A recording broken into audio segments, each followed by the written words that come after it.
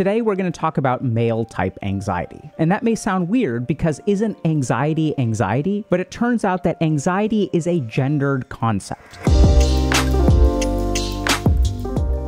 Men experience anxiety very differently from women.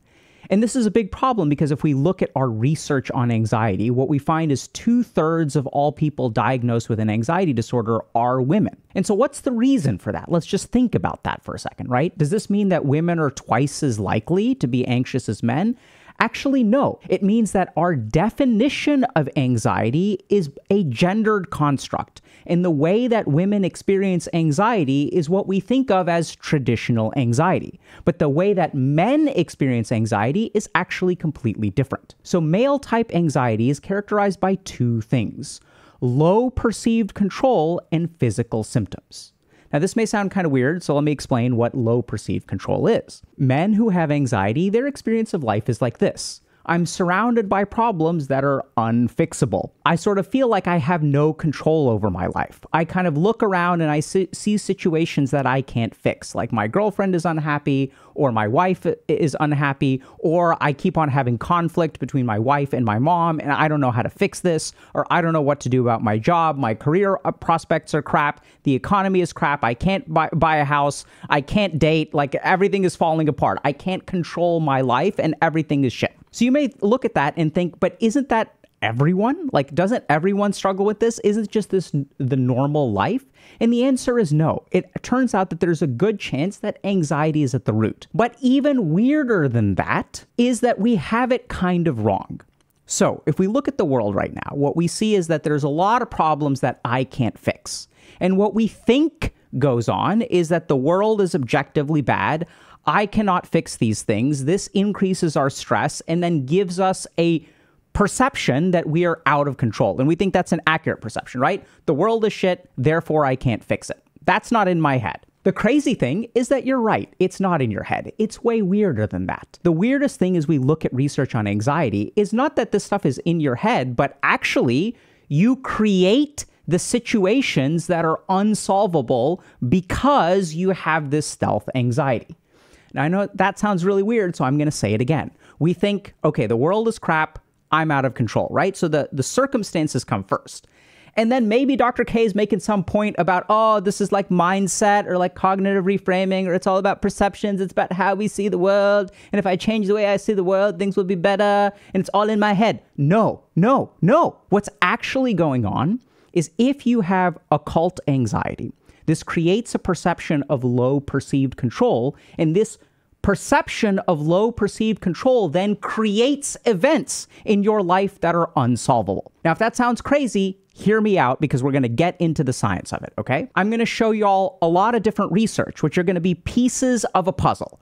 The tricky thing about this puzzle is that it's not going to make sense when you see one particular piece. When we stitch it all together is when we will see, holy crap, the way that I am understanding my life and the way that I can get control of my life is actually very different from what I thought. So bear with me. When people hear that we offer coaching at HG, their first question is like, what on earth even is that? So here's the basic problem. When you struggle with something in your life, you don't see the problem from the outside. You see it from the inside. The value of a coach is that they can look at your life from the outside. They can understand what's going on, and they can help guide you to improve things like motivation, accomplish short-term goals, and even increase a sense of purpose in life. And over the long term, we also see improvements in feelings of depression and anxiety. And the best part is we've had over 100,000 coaching sessions, and we incorporate that feedback to continually improve our program. So if y'all are interested in actually making a change in your life, check out the link in the description below. So this is from a paper called Men's Anxiety, a Systematic Review. So let's take a look at what men's anxiety looks like. As such, young men reporting increased anxiety severity were more likely to report physical symptoms, headaches, loss of appetite, body tremors, and sensations of losing control instead of social disruptions, teariness, and interpersonal distress compared to age-matched women. So let's understand what this means, okay? The first thing we've got to do is define it, right? So this is characterized by low perceived control, and this is characterized by physical symptoms. Now, why is this significant? So if we look at anxiety diagnoses across the board, they are 2-to-1 in favor of women. So for every 2 women that's diagnosed with an anxiety disorder, we have 1 man that is diagnosed with an anxiety disorder. And why is this? It's because our clinical criteria for an anxiety disorder are characterized by these other things that are more common in women. So a lot of these characterizations are internal feelings, like being worried, being anxious, right? That's the word that we use. These are anxiety disorders. But it turns out that men don't feel that anxiety in the same way that women do. And there are a couple of really good reasons for this. The first is that women have more estrogen. And estrogen as a hormone makes us more aware of our internal emotional state. So women are able to feel their emotions more easily. But it isn't that simple. So in behavioral observation studies of boys and girls, boys were disproportionately encouraged by parents to confront stressful and fearful stimulants, whereas girls were more commonly comforted by their parents when displaying a fearful or anxious response. So sure, estrogen is at play, but then the way that we're socialized is also at play. And what boys are taught to do is confront and fix our problems, as opposed to doing some kind of emotional support or awareness. Okay? So now we see these are like 2 reasons why men don't experience anxiety, quote unquote, normally. Because we're actually socialized to not focus on our feelings, but to fix our problems. Okay? So this is a second reason. So this is why men's anxiety and women's anxiety is different. It's because the way that we're raised is because of estrogen. So what contributes to men's anxiety? In contrast, higher endorsement of masculine norms, including restrictive emotionality, restricted affectionate behavior towards other men, and overt heterosexual presentation were all associated with increased levels of anxiety in young and adult men. What on earth? Restricted emotionality and heterosexual norms. Hold on a second, Dr. K. Are you telling me that if I'm straight, I'm more likely to experience anxiety? Kind of, right? So many years ago, I asked Chat, hey, Chat, how should I deal with my anxiety? And they were like, Sagan D's nuts, bro. And it turns out that they were right, because now we have data that shows us that heterosexual norms, i.e. preference for a particular kind of genitalia, is associated with higher levels of anxiety. Turns out that's not actually what the paper is saying, so let's understand this, okay? What we mean by heterosexual norms is restrictive emotionality and sort of burying our emotions. So the manly man is not very emotional, right? So I'm like, man, I'm going to fix my problems. So we don't talk about, we fix them. Like if it ain't worth fixing,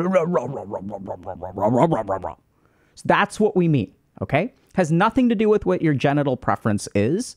It's entirely about your restrictive emotionality. So this creates another challenge, because if we are manly men, right, which is like good men, like as boys, we're like, be a good man. What this means is we're not aware of our internal emotional state, which in turn means that even though our anxiety is high, we don't feel anxiety, right? Instead, what we see is, oh my God, this situation is out of control and I can't fix it. Now we get to the craziest part, which is, remember that I said that the real tragedy of men's anxiety is that we believe our life is out of control. And we sort of think like, oh, Dr. K is talking about like, oh, we need to do something cognitive, right? To change my perception. And then like, once I like understand this all in my fucking head, then everything will be better. No. The crazy thing is our low perception of self-control doesn't just shape our internal environment, it actually creates the problems that are unsolvable. Now, if this sounds insane, that's because it is. So here's another paper, fantastic paper from Auerbach, who's at McLean at Harvard. So Randy's an awesome person. The stress generation framework posits that characteristics, behaviors, or circumstances within an individual's life context contribute to the occurrence of dependent stressful events. So this may sound crazy. So what this sort of means is that more recently, Auerbach, Eberhardt, and Abella found that low perceived control, a belief that one may have the limited ability to change views of the self, world, and future, contributed to greater dependent interpersonal stress. The crazy thing about Auerbach's research is that it demonstrates that low perceived control isn't just in your head. And it's not that you misinterpret the world. It is that when you have low perceived control, which is related to male type anxiety, which you can't feel, which we'll get to in a second. When you have low perceived control, it shapes the way that you interact with the world and creates unfixable situations. So as a simple example, okay? So let's say that I'm worried that I can't make my wife happy.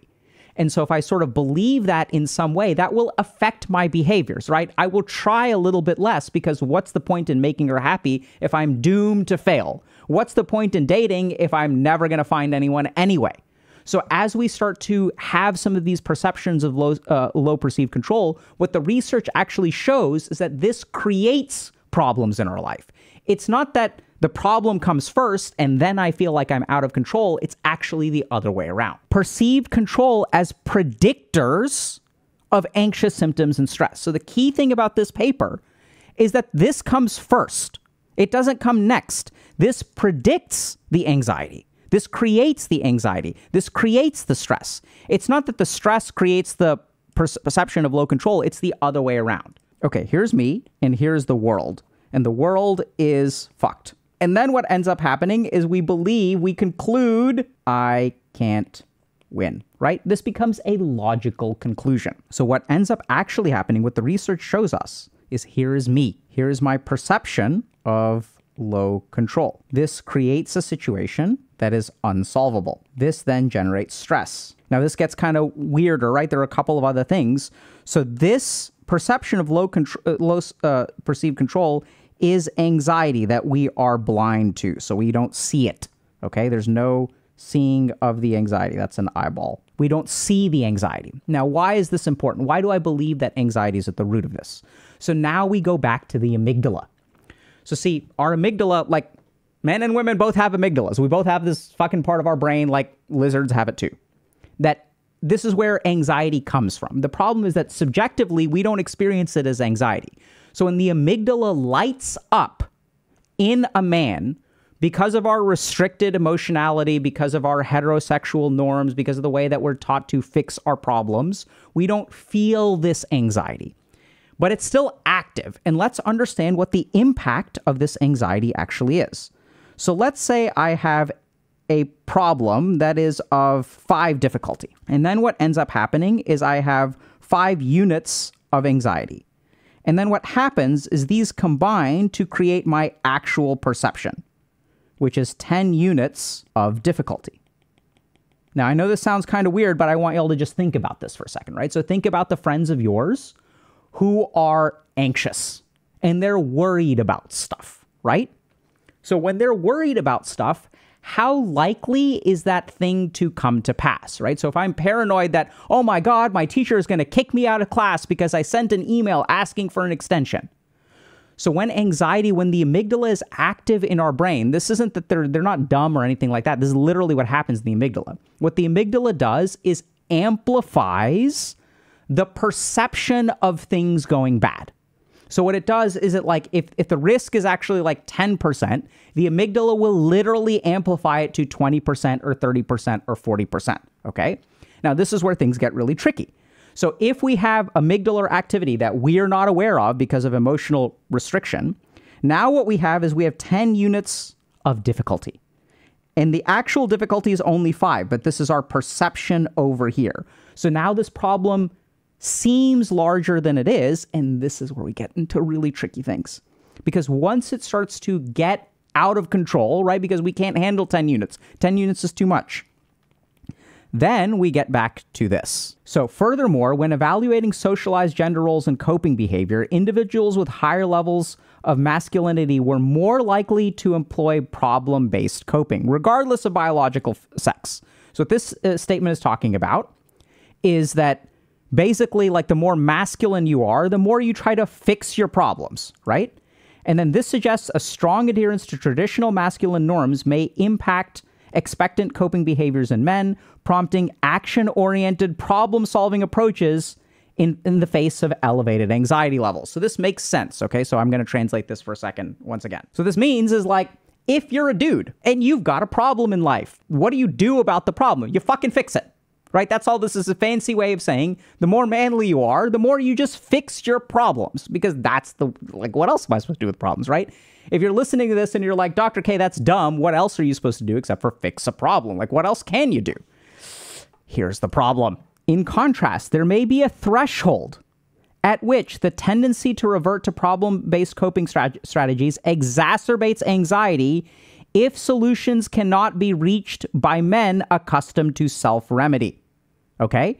Previous research evaluating stress and coping suggests that problem-based coping may only be effective when stressors or situations are controllable or can be adjusted. What this means is that problem-based coping only works if you can fix the problem. So then what happens in men when we can't fix a problem? So now let's go back to our diagram, okay? So this is important, because if we can't fix the problem, what does it do? So now we get to see how everything ties together. So here's what really happens. Here's me. I am faced with a problem.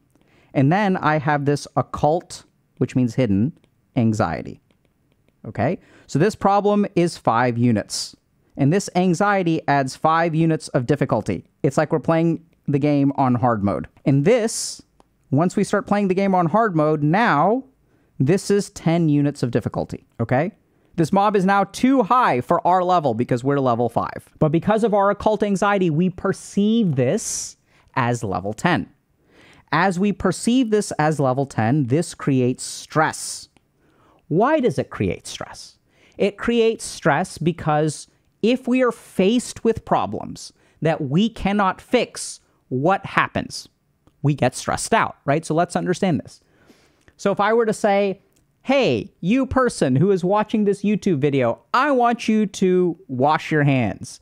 Does this stress you out? No. I don't need to be stressed out if I'm washing my hands because I am capable of doing it. No biggie. I can wash my hands. Stress is created when we face problems that we perceive as unsolvable. So as we perceive this problem as unsolvable, this increases our stress, increases our cortisol, furthermore, increases our anxiety even more, and then also leads to physical symptoms. Headaches, tension, muscle aches, all this kind of stuff. Nausea. Dudes have just these weird aches and pains and I'm not sure, I need to go to the gym, but I can't go to the gym. All this kind of stuff happens. And then these two things then lead to a perception of low perceived control, right? Because now this problem is too big to solve. And then this leads to dependent stressors. These are the actual problems that get created in your life. This is the actual sequence of things. It's not this up here. It is actually the opposite. It is this over here. Here's you. Here's a real problem plus anxiety. This makes it overwhelming, but you don't really see this. Remember, we are not able to see that. This creates a stress response. This then creates dependent interpersonal stressors. This creates the problems in your life. This is what the research shows. And this is the real tragedy of male-type anxiety. First of all, why are we not diagnosed with it? Because most people are not aware of this picture. You all have to understand this. This is put together from 2 places. I did a bunch of research, but then I also work with a bunch of people who are black-pilled. So when I work with people who are black-pilled, what do they say? They say, this is going wrong, this is going wrong, this is going wrong, this is going wrong. I can't fix my life. This is screwed, this is screwed, this is screwed, this is screwed. And then along comes Dr. K. Now, everyone thinks, oh my God, Dr. K is a miracle worker. Maybe Dr. K can fix me. But I can't fix all those problems. I can't fix any of those problems, right? I can't fix the dating crisis. I can't fix this other kind of stuff. I can't fix any of that. So it turns out that when I work with someone who's black-pilled, what I really target is their underlying occult anxiety. So this whole sequence can be broken apart if you understand how it works and understand where to target things. Where is the real inception of this? The inception of this is the unfelt anxiety that exacerbates your problems. The real place to target this is when your amygdala amplifies the size of a danger, right? And I want you all to think back to when you were little kids and you were scared in your room at night. And when you were scared, if your parents tried to tell you, hey, there's no real danger, this problem does not exist, Could you understand? No, this problem does not exist. Of course not. The child believes that the shadow on the wall is a monster. It takes this hypothetical fear and turns it into a reality. And the crazy thing about people who are black-pilled, and they will dispute this, is they are living in the same world that we are living in, right? We're all living in the same world. Things are hard for everyone, but they say, oh, no, but my chin is smaller and I'm 5'2". Everyone has some objective disadvantages. I'm not saying that. But I'm saying fundamentally, this part we need to really focus on. And this has been my experience. When we target the anxiety, when we reduce the anxiety, this whole cascade falls apart. So then you are faced with problems that are no longer overwhelming. Once you are faced with problems that no longer feel overwhelming, then your stress level goes down. As your stress level goes down, your perception of control increases. And this is the beautiful thing. Once your perception of control increases, you actually start fixing the problems in your life. You stop creating additional problems because of your perception of low self-control. And we hear this advice everywhere, right? Just get started. Just get started. Just get started. Just act. And this is the tragedy of male-type anxiety. We probably have a bunch of men out there, maybe as much as 5% of the population, so 1 out of 20 men, who is experiencing anxiety in some way, but they're not aware of it. All they see is that the world is black-pilled. I can't do anything about this. I can't do anything about this. I can't do anything about this. I can't do anything about this. And the tragedy of that is it is that belief that creates the objective situation. This isn't just in your head. This actually creates the problems in your life. So what do we do about it? Start by, first of all, does this picture fit you, right? Do you look at the world and is your primary experience of the world, hey, or not maybe not primary, but a big part of your experience that I feel out of control? If you feel out of control, you may have this male-type anxiety. The icing on the cake is going to be if you also have these like physical symptoms and stuff like that, this is going to be really another really important sign. The cool thing is the way that we're going to fix this, by all means, go see a therapist, get a diagnosis, start doing psychotherapy. All that stuff is really fantastic. But the couple of things that we need to change are, first of all, our emotional awareness to recognize, is my amygdala in a hyperactive state, right? And you won't feel worried or tearful or anxious. You'll just be like, stressed out, right? So the main thing that you're going to feel is stress and physical symptoms and low perceived control. Then you have to do the hard work of uncovering that anxiety, uncovering these distortions, uncovering the source of your perception that your control is not there in life. And as you target those kinds of things, so we have a whole guide to anxiety. We do all these different exercises and community events and stuff like that.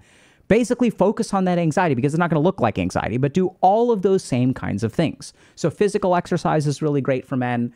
Mind-body practices are really fantastic too, but really target that anxiety. And what you will see is something that I've seen with black pillars over and over and over again, who I've worked with, is that something changes. Once we start decompressing that emotional energy, literally once we start calming down the amygdala, suddenly this is a child in a bedroom who sees that this is not an actual monster, this is just a shadow. And it could be a monster, could be a monster.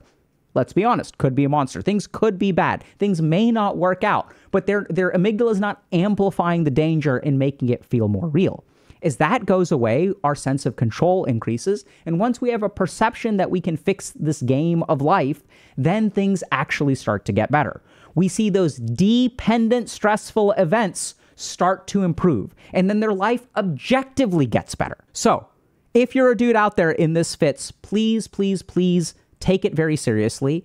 Consider seeing a professional about it. Consider working on your anxiety. And if y'all want more information, check out our guide to anxiety. And the last thing that you can do, remember, those heterosexual norms lead to an increased experience of anxiety that we don't even feel. So I'll let you figure out what that last thing you can potentially do is. Take care.